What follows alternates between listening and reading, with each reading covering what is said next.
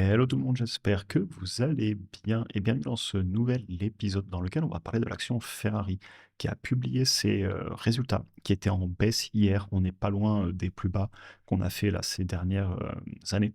Donc on va en reparler aujourd'hui, sachant que c'est une entreprise sur laquelle je commence à faire le suivi dans le temps. On l'avait regardé pour la première fois en mars 2025, elle cotait là-haut dans les 400 euros. Aujourd'hui, on est à 279. Et c'est une entreprise que j'aime beaucoup déjà parce que, j'en reparlerai après, l'industrie, la mécanique et tout, ça a une place un petit peu spéciale pour moi, de par ma formation et c'est un business qui est dans le ultra luxe et qui, dans un secteur où l'automobile va mal, ils ont peut-être un truc à faire. Donc voilà un petit peu pour le programme d'aujourd'hui et on fera une mise à jour de mes chiffres avec une valorisation que je considérerais peut-être, avec un max personnel, et plutôt voilà avec, ma façon que j'ai d'être entre guillemets qui est un petit peu plus, conservatrice parfois et aimant faire, des bonnes affaires, en tout cas d'après mes analyses. Pour information aussi, pour les membres premiers de la communauté, je vous ai fait la grosse vidéo, du début, de semaine qui est disponible. Pareil, pour tout ce qui est pré-cible, hors portefeuille et cetera. N'hésitez pas à nous rejoindre si vous voulez avoir accès, à une communauté dans laquelle on est de plus en plus d'investisseurs à échanger, au, quotidien. En plus, c'est sans engagement, donc si au bout d'un mois ça vous convient pas, vous pouvez continuer que sur YouTube. Et donc voilà, et évidemment comme d'habitude, c'est Jean quelqu'un conseil en investissement et on attaque avec la vidéo. Donc Ferrari, entreprise italienne spécialisée dans, la conception, fabrication et vente de voitures de sport haut de gamme, donc c'est du luxe, fondée en 1947, elle est réputée pour ses performances et cetera et elle est cotée à Milan et New York, on la regardera à Milan, c'est une entreprise, européenne. Capitalisation boursière à l'époque, quand on avait regardé, elle était 76 milliards. Ça a bien compressé aujourd'hui. La valo était élevée. On n'est plus qu'à 54 et on va en reparler de cette valorisation. Sachant que moi, je suis le titre avec vous depuis qu'il m'a été demandé suite à cette forte baisse qu'on s'était pris en mars 2025. Donc, on avait commencé à la suivre dans les 400. C'est une entreprise qui, vous voyez, moi j'aime bien tout ce qui est mécanique, industrie. D'ailleurs, si vous regardez un petit peu pas mal d'actions, vous savez que je suis, ben, j'ai de l'industrie, j'aime la mécanique, j'ai démonté des moteurs, et thermiques et électriques, et des véhicules entiers et cetera, voilà. Donc c'est un peu, une entreprise qui a une place un peu spéciale dans le sens que si elle était un jour au bon prix et on va en reparler du prix, j'ai rien contre. Surtout s'ils arrivent à maintenir l'image de luxe. Ici, c'est la photo des derniers résultats qui sont tombés, c'est, les guidance, ici dans le document. Donc voilà, je suis allé voir les documents, financiers. Juste pour finir sur mon intro, à l'époque, j'avais dit qu'il fallait être capable de se forger une opinion sur la croissance et les marges. Et ça, on en reparlera en conclusion parce que je pense qu'ils ont des choses à faire. Et dans la conclusion, je l'ai mise à jour, je réponds à la question de est-ce qu'ils vont, y arriver et quel chemin ils vont prendre, soit le volume, soit le prix de vente. Et j'ai beaucoup réfléchi sur ce qu'ils devraient faire et en tout cas, je vous partagerai ma vision des choses. Pareil aussi, j'avais parlé de ça, l'interdiction des moteurs thermiques, alors même s'il y aurait des exceptions sur les fabricants de petits véhicules et cetera, les bonus, les malus, personnellement, si on veut vendre des voitures thermiques, voilà, je suis plutôt pour qu'on laisse les entreprises tranquilles et qu'on leur mette plutôt, par exemple, un objectif de pas polluer avec, des dispositifs techniques. C'est très certainement qu'on peut récupérer, ce qui est pas bon dans les moteurs thermiques avant que ça sorte du pot d'échappement, avec de la technique, mais moi je suis contre les interdictions. Heu, alors évidemment ces entreprises, elles ont d'autres gros enjeux, notamment le fait que, ben, même si j'aime énormément la mécanique, je peux pas dire autre chose en tant qu'ingénieur que les véhicules électriques ont des avantages absolument énormes en termes, d'économie d'échelle, avec les batteries, et cetera. J'en ai déjà parlé dans d'autres vidéos. C'est pour ça d'ailleurs que je pense que l'automobile est en grand changement, sans même vous parler d'autonomie, de véhicules, connectés et cetera. D'ailleurs, Ferrari y travaille, hein. Ils ont, l'ancien designer d'Apple qui a travaillé sur le design de leur nouveau, véhicule, donc ils essayent de monter un petit peu en puissance sur, avoir entre guillemets, «un ordinateur sur roue» et pas seulement, un véhicule, ce qui est, pertinent pour moi. On va passer aux chiffres, mais oui, c'est une entreprise que j'apprécie, notamment le fait que certes elle vend, pas mal de véhicules quand même, on a plus que doublé en 10 ans, mais on est loin d'un Porsche qui vend beaucoup plus de véhicules avec un prix médian beaucoup plus bas. Je l'avais fait à l'époque, dans une vidéo et clairement, on est sur du ultra haut de gamme chez Ferrari. Bref, les résultats. Hem, alors, le chiffre d'affaires en hausse de 3 par rapport à l'année précédente et ils nous le disent de 6 en constant currency. Ça, c'est vrai. C'est le cas sur plein de boîtes européennes que je regarde. Vous savez que j'ai 3 actions PEA en portefeuille. Alors, je n'ai pas de PEA, j'ai qu'un compte titre, mais j'ai des actions EJIBO PEA, donc j'ai rien contre et toutes ces entreprises en ce moment, en effet, bah, le taux de change euro-USD va un petit peu dans leur, défaveur. Et par exemple, sur Air Liquide, ils précisent bien que c'est en leur défaveur en ce moment. Et il y a 3 ans, je vais vous montrer quand l'euro-dollar montait, il était clairement en leur faveur. Les chiffres d'affaires ont explosé pendant cette longue chute ici, mécaniquement. Et ben, ils nous l'ont dit aussi. Et je sais pas si Ferrari le faisait. Bah, vous savez quoi? Je vais mettre la vidéo en pause, je vais essayer de retrouver les documents de 2022, voir s'ils nous le disaient bien dans l'autre sens. Parce que pour moi, c'est hyper important que ce ne soit pas des petits malins et qu'ils nous disent bien dans les deux sens quand le taux de change est dans leur faveur. Je vais mettre la vidéo en pause et je vais aller le chercher. Du coup, je suis remonté, j'ai fait rouler la page pendant un bout de temps, c'était long à charger. Nous sommes en 2022 et précisément troisième trimestre 2022 contre 2021. Donc on est certainement autour d'ici, hein. Donc vraiment, là, si on compare, très en faveur pour eux, l'euro-dollar. Et ils nous l'ont pas dit. Ils nous ont juste mis un joli 16% de croissance et à l'inverse d'un Air Liquide qui nous le dit à chaque fois. Bon, voilà. Point suivant. C'est un peu dommage, ça va que quand ça nous arrange, quoi, on dira ça comme ça. Heu et j'avais beaucoup aimé chez Air Liquide et chez d'autres potes qu'ils le disent tout le temps, quoi qu'il arrive, parce que, bah, c'est la bonne chose à faire pour moi. Mais c'est pas éliminatoire, c'est juste, en soi, l'investisseur, il est censé être au courant des taux de change. Donc, j'ai envie de dire, c'est dans l'analyse. Ils disent quand ça les arrange pour embellir un peu le truc, ça me dérange pas, mais je sais pas, les petits malins, quoi. Après, c'est bien. Qui sont les petits malins, si derrière ils dirigent bien le business, la direction et tout, moi je veux que la direction soit intelligente. Mais bon, voilà, c'est à noter. En tant qu'investisseur, on est censé le savoir que ça va dans les deux sens, les taux de change, hein. Et si l'euro s'affaiblit demain face au dollar et les autres monnaies, eh bien, ça ira à nouveau dans notre sens. Donc, c'est important. Au niveau des résultats ensuite, alors rapidement, je vais aller avec vous directement dans le document financier. Je voulais regarder rapidement. Donc, vous avez bien le chiffre d'affaires ici qui monte, mais quand même difficilement. La croissance a fortement ralenti, hein. Au niveau des marges, on les regardera après, mais ça a l'air juste là au niveau du net profit, ça tient. Donc les marges ont l'air de globalement tenir, peut-être un tout petit peu compressé. Je vous laisserai le faire à la calculette. De souvenir, il y a de la dette sur cette boîte. Heu, ouais, 2,9 milliards de dettes, en over liabilities 1,6 et en cash et cash équivalent 1,8 et la position en cash entre le début et la fin de l'année, dans, le document des flux de trésorerie est en baisse. OK. Cash issu d'opérations, pratiquement à l'équilibre, il monte un tout petit peu et les capex accélèrent. J'aime beaucoup voir ça, qu'ils investissent. Bon, globalement, on le sait, ça reste propre, c'est pas parfait, mais il y a rien de choquant. Ils ont du free cash flow. Attendez, je l'ai pas, je vais vous le faire de tête, le free cash flow. Vous avez combien de cash sur ces opérations? Heu, Cash operating activities 863 millions, 134 de capex. Ouais, très beau free cash flow. Vous êtes à 730 de tête, 730 millions. Et où part ce cash? Il part massivement dans du rachat d'actions. Il ne paye pas de dividendes a priori. OK. Bon, ben, si vous rachetez les actions, s'ils trouvent qu'elles sont pas chères, moi je les trouve un peu chères, de la dernière vidéo en tout cas, mais pourquoi pas. Rapidement deux trois graphiques, hein, pour vous montrer, le chiffre d'affaires. En haut du compte de résultat, hein, je veux dire, ça ne ment pas l'adoption et vous voyez un plateau jusqu'à 2020, la baisse pendant 2020, ben oui, vous rappelez de ce qui s'est passé en mode 2020, on pouvait plus trop sortir conduire nos voitures et ensuite explosion du chiffre d'affaires et là où on voit, surtout si je vous le mets en trimestriel, qu'il est en train de refaire un plateau. Ça reste des business qui, en théorie, en tout cas, l'automobile, souvent c'est cyclique, évidemment. Le luxe est censé être quand même un peu moins cyclique que l'automobile, quoique, heu, on va dire, heu, le très, très, très, très, très luxe, les moins parce que, bah, les clients ont voilà, ils ont pas de «limite» entre guillemets à ce qu'ils peuvent dépenser. Ça se voit très bien d'ailleurs sur les boîtes du luxe et quand vous êtes sur du haut de gamme, mais pas du ultra luxe, ben, vos clients, si on est en récession, par exemple en Asie ou dans d'autres endroits, on peut serrer un peu la ceinture et reporter les achats. Donc ça tient, mais ça ralentit fortement, on le sait. Et au niveau des marges de souvenir, on est dans les 22 et quelques, quoi, c'est ça, entre 18 et 22, je vais nous remettre en doucement glissant. Ouais, marge nette autour des 22, ce que j'avais mis dans l'analyse et au niveau des free cash flow, un peu plus bas, mais ça s'améliore récemment. À surveiller si les capex remontent et cash issu d'opération, il est beau, hein. On se balade avec une médiane, regardez, à presque 29 sur 10 ans.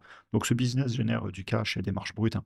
Là, vous voyez que pour de l'automobile, c'est énorme plus de 50% de marge brute, ce qui évidemment montre que c'est de l'automobile avec une énorme capacité à fixer les prix. C'est du très haut de gamme. Ça, vous l'aurez pas, ce genre de marge brute sur un fabricant automobile qui n'est pas ultra haut de gamme, hein, clairement. Hem, alors on a déjà regardé rapidement le bilan, directement dans les documents financiers, donc je ne vais pas vous le refaire. Juste les valos, ça dit quoi? C'est élevé historiquement, mais ça a dû baisser parce que, vu que l'action a dévissé. On va aller regarder ensemble si mon internet veut bien charger. Eh ben, pile poil, j'allais couper la vidéo, il a fini de charger. Alors, depuis 2016, vous voyez que cette boîte se paye en ce moment 24 fois les operating cash flow, presque 8 fois le chiffre d'affaires et 35 fois quand même les bénéfices. Pour la croissance qui ralentit, c'est dur, hein. Et les médianes, là, sur presque 10, ouais, sur 10 ans, globalement, les médianes, on est sur du 41 sur les bénéfices. Nous sommes à 33, on est bien en dessous en ce moment. Free cash flow, 66 de médiane, 38 en ce moment. Mais s'ils ont des capex dans l'industrie, je ferai très attention avec les free cash flow. Operating cash flow médiane à 28 historique contre 23. Et prix par rapport au chiffre d'affaires de 8 historiquement en médiane contre 7,5. Donc on est sous les médianes, mais on reste sur des niveaux de valorisation qui sont élevés, mais dans le sens que historiquement, c'est une entreprise qui se paye cher.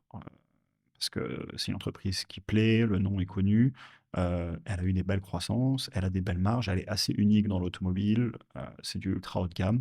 Et vous voyez, il y a eu des longues périodes où ça s'est payé 40, 50 fois les bénéfices. Et même moi, la première fois que j'en ai parlé, c'était quand? J'ai oublié, mars 2025 à 400 euros, 2025, mars 2025, vous voyez, là, juste après la chute, ouais, on est encore à 46 fois les bénéfices. Je suis pas du tout étonné que j'ai dit non à 400 euros.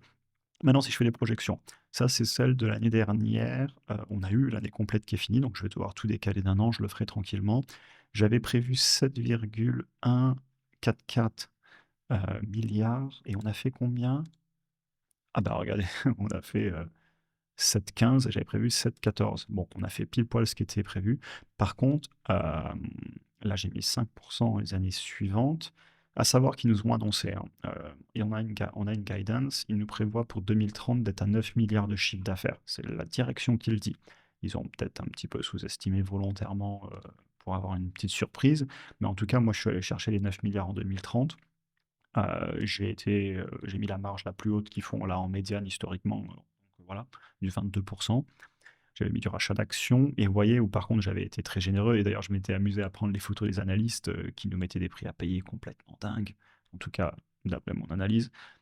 Et puis ça y est, ils nous les ont bien révisés, hein. Alors là, c'est en dollars, parce que j'avais regardé en dollars et j'ai regardé en euros, mais vous ferez le taux de change. Ça vous met quand même sur des 500 euros à payer. Ils viennent de nous passer à 380 et on est à 280. Ne vous inquiétez pas, tous les analystes vont très vite vous remettre ça à jour à la baisse.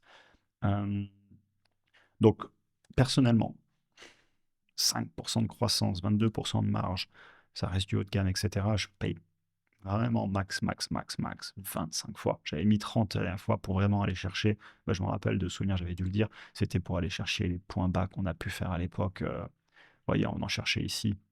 C'est un business qui a pu aller se payer.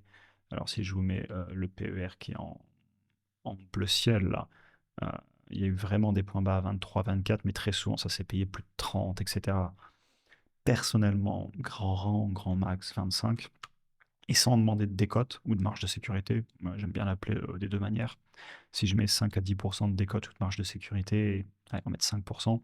Et je demande que 10% de discount rate, hein. Donc, je demande même pas du 12% par exemple.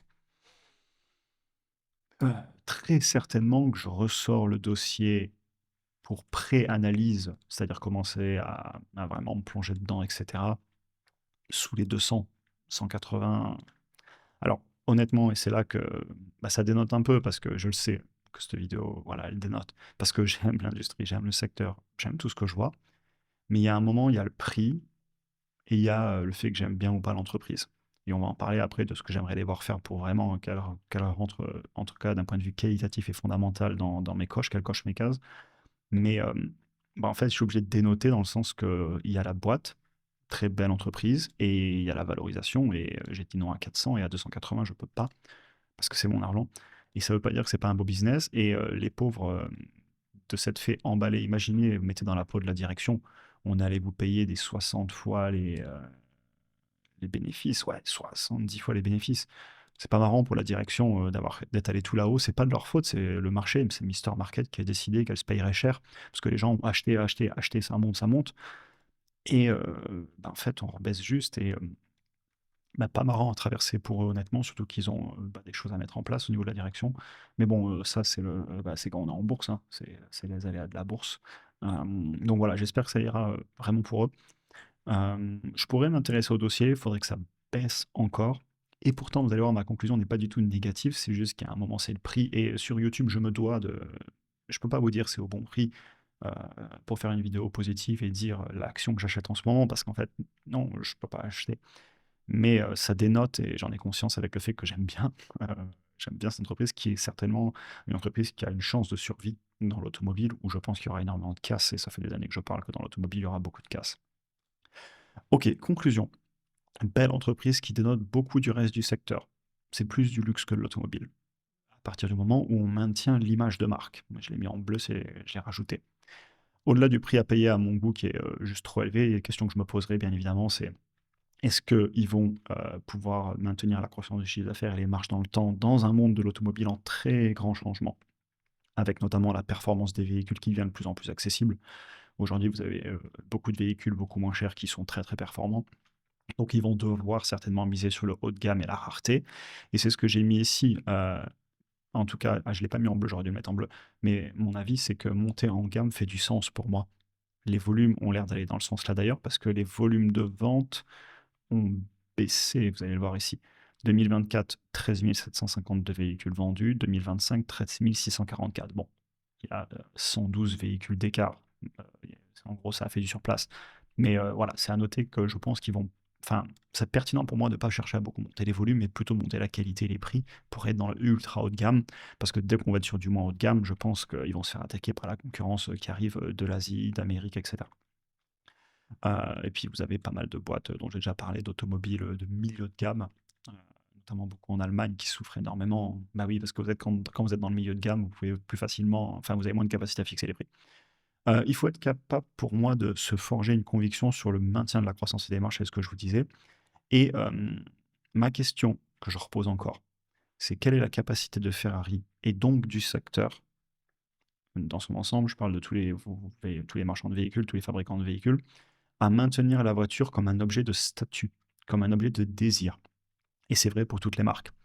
On vient de passer 50 ans, bon, je dis 50, c'est peut-être un peu plus, un peu moins, où la voiture c'était un objet de statut. Et pour moi, et c'est la question que je me poserai si on vient au prix, hein, parce que je ne vais pas passer des heures et des heures à réfléchir si on n'est pas au prix. Je commence tout le temps par les chiffres pour gagner du temps, parce qu'il y a trop d'entreprises à analyser. Mais voilà, si on est au prix, se forger une conviction sur est-ce que le véhicule sera un objet de désir et de statut dans le futur, pour que ça reste du luxe. Et pour l'instant, je ne suis pas à l'aise à répondre à cette question, déjà parce que j'ai pas passé beaucoup de temps dessus. Mais justement, ce que je vous dis là, ne jamais dire jamais, parce que si la valorisation s'écroule et que je commence à beaucoup me poser ces questions, et bah, soyons clairs, si il y a une de quelques entreprises dans le ultra luxe des véhicules qui, pour moi, a une chance de survie, bah, Ferrari est dans le top 3 des entreprises qui vraiment, voilà, c'est du ultra, ultra, ultra haut de gamme, et ils ont un coup à faire, à mon avis, surtout s'ils arrivent à transformer ce véhicule dans un objet de désir, dans un monde où les véhicules et l'automobile, pour moi, va beaucoup changer. Et avec une valo qui baisse en face, moi, je serais très intéressé. Surtout ce que je vous dis en plus en bas, j'ai beaucoup d'industrie en portefeuille, beaucoup de mécanique, parce que c'est les secteurs que j'aime, que je comprends. Et en plus, là, on est dans de l'industrie, alors dans le sens que c'est des véhicules, mais on a des belles marges, parce que c'est du haut de gamme. Ils ont une vraie capacité à fixer les prix. Pour conclure, très très belle entreprise européenne. J'ai hâte de voir s'ils arrivent à prendre les bons virages technologiques et maintenir l'image de luxe pour bah, retrouver de la croissance et de la capacité à fixer les prix. Et si en parallèle des fondamentaux qui tiennent, on a une réseau qui s'écroule, euh, eh ben, ça m'intéresserait. Et ne jamais dire jamais, on l'a vu sur plusieurs boîtes européennes que j'ai en portefeuille, hein, pensez à SML par exemple, à LVMH, etc. Euh, Au final, je leur souhaite vraiment que ça baisse jamais de 30-40% de plus. Je leur souhaite que ça reparte. Je leur souhaite que le marché les valorise plus cher. Et moi, j'ai aucun problème si je prends pas le train en marche, si je l'achète pas. Il y a le prix et il y a ce que j'obtiens. Et pour les employés, pour la direction, pour le moral, pour tout le monde, je leur souhaite que la baisse continue pas. Maintenant, si ça venait à arriver, ce qui est pas du tout impossible, vu les niveaux de valo à mon avis, bah, pourquoi pas ressortir le dossier, s'il y a pas de problèmes fondamentaux. Mais vous voyez, je suis embêté avec cette conclusion et je continue à en parler parce que c'est un très, très beau business et j'ai envie d'en parler parce que j'adore le monde de l'automobile. C'est ma formation au départ. J'adore l'industrie et c'est un secteur en grand changement où j'ai déjà dit dans d'autres vidéos que je pense que beaucoup d'entreprises vont simplement, bah, pas survivre, hein, s'ils prennent pas les bons tournants et à chaque fois, je parle des tournants qu'ils doivent prendre sur, le fait de passer d'un consumer, enfin, d'aller vers un consumer electronics en venant de l'industrie. Donc pensez, passer de assembleur de véhicules à, un iPhone sur roue, donc consumer electronics, qui se fabriquent en masse, qui ont des énormes économies d'échelle. Regardez les marges d'Apple, pourquoi? Alors que c'est de l'industrie lourde, de fabriquer des téléphones, mais c'est voilà, il y a des raisons fondamentales derrière que les marges sont bonnes. C'est du consumer electronics. Je vais vous faire un peu de technique, mais voilà, si vous fabriquez des batteries, bah, vous pouvez les fabriquer, dans des quantités énormes et si vous voulez plus d'autonomie, pardon, vous en mettez juste plus dans le plancher. Pareil, si vous voulez, prendre plus de performance et bien, un montage série ou, montage parallèle et vous montez le voltage et donc vous avez tout le temps les mêmes éléments qui vous permettent de faire des économies d'échelle énormes, pour avoir plein de configurations, différentes. Vous avez pas besoin de rajouter des cylindres, d'avoir un nouveau moteur, un nouveau bas moteur, de changer le nombre de soupapes, de mettre des turbos, de tout ce que vous voulez. Donc, fondamentalement, c'est très, très dur quand on est dans l'automobile de se battre contre ça et ça fait longtemps que je le dis et je le pense toujours que les véhicules électriques, vont arriver à l'autonomie et à la vitesse de recharge des voitures thermiques et vont coûter beaucoup moins cher et on ne pourra rien y faire. Parce que c'est fondamental, heu, quand vous imprimez des batteries un peu comme des canettes de coca et qu'en face, un moteur thermique, c'est des centaines, voire des milliers de pièces, qu'est-ce que vous voulez faire à part pivoter vers la technologie qui va, d'un point de vue fondamental, s'imposer? Ça fait des années que j'en parle. On verra si j'ai raison ou tort. Si j'ai tort, je me planterai en beauté devant tout le monde sur YouTube. Et voilà. Par contre, bah, dans le ultra luxe, je pense que Ferrari a des choses à jouer. Aussi bien sur l'électrique que sur le thermique. Je pense qu'il y aura toujours un marché pour les passionnés du thermique. Et j'en suis, notamment sur les motos.